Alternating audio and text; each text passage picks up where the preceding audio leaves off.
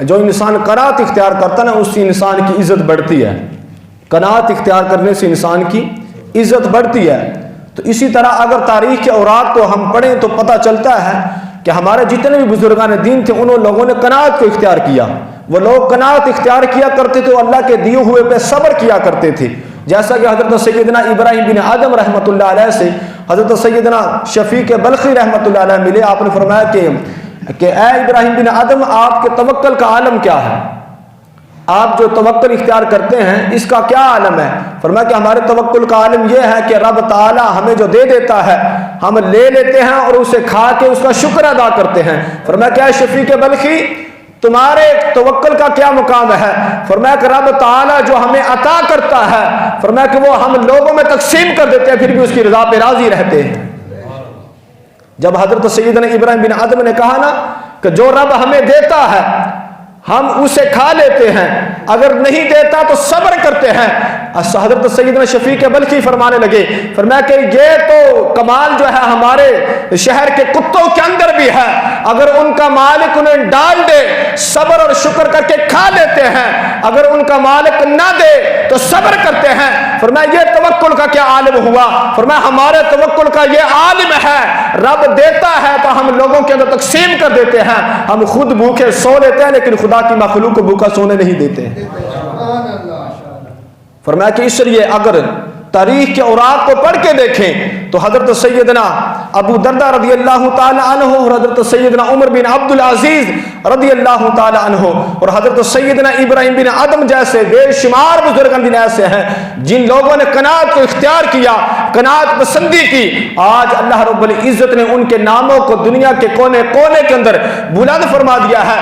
آج لوگ ان کی مثالیں دیتے ہیں۔ وجہ کیا ہے؟ فرمایا جو بندہ قناعت کو اختیار کرتا ہے اس کی عزت کم نہیں ہوتی بلکہ عزت بڑھتی ہے۔ جو قناعت شعار ہوتا ہے اللہ تبارک و تعالیٰ اس کی عزت کو کم نہیں ہونے دیتا بلکہ اللہ تبارک و تعالیٰ لوگوں کے دلوں کے اندر اس کی محبت کو ڈال دیتا ہے۔ تو اس لیے قناعت جو ہے وہ بڑی عظیم چیز ہے۔ اور اسی طرح حضرت سیدنا ذنون مصری رحمۃ اللہ علیہ فرمایا کرتے تھے کہ جس شخص نے قناعت کو خوب اچھی طرح، فرمایا کہ جس شخص کی قناعت خوب اچھی ہو جائے، جس شخص کی قناعت خوب اچھی ہو جائے، فرمایا کہ اس کو پھر شوربہ بھی اچھا لگنے لگتا ہے۔ یہی وجہ ہے کہ آج ہماری قناعت نہیں ہے تو انسان کے سامنے انواع قسم کے کھانے بھی پڑے ہوتے ہیں لیکن اسے پسند نہیں آتا۔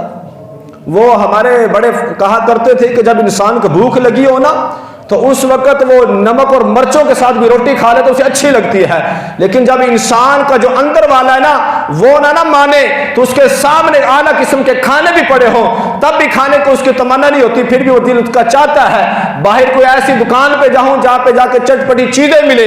فرمایا کہ اسی لیے کہ انسان کو اگر بھوک اور تمنا ہو روٹی کی، اس کے سامنے اگر وہ لسی کے اندر مرچیں ڈال کے بھی جس طرح ہمارے بڑے کیا کرتے تھے رکھ دیا جائے، وہ روٹی بھی اسے اچھی لگتی ہے اور سیر ہو کے کھا لیتا ہے۔ اس لیے ذنون مصری فرماتے ہیں کیا انسان قناعت کو اچھی طرح اختیار کر، جب تیری قناعت خوب اچھی ہو جائے گی تجھے شوربہ بھی اچھا لگنا شروع ہو جائے گا۔ سبحان اللہ۔ تو اس لیے انسان کو قناعت اختیار کرنی چاہیے۔ اور آج ہمارا تو انداز یہ ہے کہ کھانا سامنے ہوتا ہے اس کے اندر سے نقص نکالنے شروع کر دیتے ہیں۔ میرے آقا کریم علیہ الصلوۃ والسلام نے اس کے حوالے سے بڑی تاکید فرمائی ہے کہ کھانے کے اندر عیب نہیں نکالنے چاہیے۔ فرمایا کھانا سامنے آئے اگر دل چاہے تو کھا لو، اگر نہ چاہے تو اس کے اندر عیب نہ نکالو بلکہ اسے واپس کر دو۔ میرے آقا کریم علیہ الصلوۃ والسلام کے سامنے جب کھانا آتا تو آقا کریم علیہ الصلوۃ والسلام کو اگر پسند ہوتا تو آپ تناول فرما لیتے، اگر حضور علیہ الصلوۃ والسلام کو اچھا نہ لگتا تو حضور عیب نہ نکالتے بلکہ اپنے ہاتھ مبارک کھینچ لیا کرتے تھے، یعنی کہ اس لقمے کی طرف ہاتھ نہیں بڑھاتے تھے، حضور اپنے کھانے کو وہاں سے اٹھا دیتے۔